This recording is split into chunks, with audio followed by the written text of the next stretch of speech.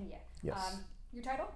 I am the managing director for Project Absentis, which is a nonprofit, and I also run a investigative company called PM Investigations. And also a retired FBI agent. Also retired FBI agent, that is correct.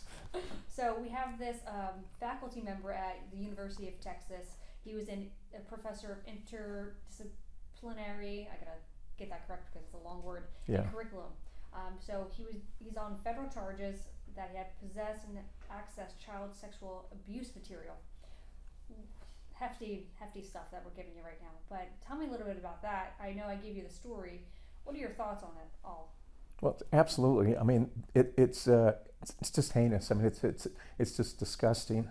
Here you have a UTSA, a professor, a teacher, somebody that people entrust, and he's caught with this material. Now, generally, these types of cases are long-term. They collect evidence. The FBI will gather intelligence, usually through a variety of sources, either through other law enforcement agencies. Sometimes they just have sources. They have online sources. They've got people everywhere where they can collect information, and then they gather intelligence. If they get somebody, if they identify somebody, then that's when the actual investigation takes place. They will do what we call like an online surveillance. Sometimes they'll get on platforms in undercover capacities and pose as people other than what they are, and just collect evidence that way. And there's just and so that's just a long process. Unfortunately, I know. So the incidents alleged in this complaint happened in July 2021. He was just arrested days ago. I guess now people are wondering, in that time frame, what's going on? Why wasn't he arrested then and there? You know?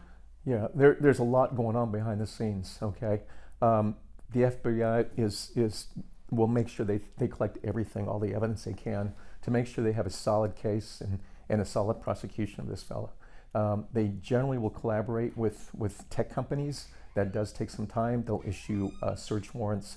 They'll issue subpoenas for these companies, and that does take some time. So that in itself is a lengthy process. Once they do collect the evidence, they have to forensically analyze it, and that's where they get experts to go in there and comb through the digital evidence, and that in itself takes a long time as well. Well, it looks like they did find a lot of evidence. You know, we were just talking, you know, he was going through Zoom. Are you able to tell me a little bit about that, like the way he was going through all this? Yeah, well, I mean, I utilize Telegram and Signal, and it is an encrypted messaging system. However, in this case, I think what I understand was they were sent links, or he was sent a link to access, and then he would send Zoom links, and then he would be able to view some of the material that they were sending to him. From what I understand, some of these links were actual Zoom live streams, and so he accessed a lot of that stuff, and he was, from what I understand too, viewing it on his TV. God, just horrible stuff that's happening that you don't expect from, you know, your professor that you might have just seen the day prior, that they're going home and doing this. This is just awful. It is awful, and it's just something, again, that, you know, you put a lot of trust in teachers and professors, and you send your children there, and to see something like this, it's just horrible. It's disgusting. Absolutely, and it wasn't physical, the abuse, but I was just watching it. But that's still, you're going to be away for quite some time for doing this. Yeah, I mean, just if he was distributing it, accessing the material, viewing it, yeah, he's going to be dependent on the number of counts. I understand that they've initially charged him with one count, but my guess is that he's probably going to be looking at multiple counts and probably going away for quite a long time. So right now he is currently put away, arrested. So what happens to him right now? Well, right now he probably went to his what we call an initial appearance, where he was read the charges. He may post bond, and he may be out. They may, if he's a person not from here, from this country, they may have pulled his passport or his green card, whatever he has.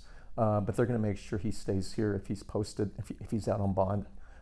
If he's in jail, then he's just going to wait for his, the process. Let the process continue and see what his lawyers can do to either plead him out, or if he does go to trial. Again, I'm willing to bet that the FBI's got everything in order, and they're going to have just an overwhelming amount of evidence against him. Absolutely.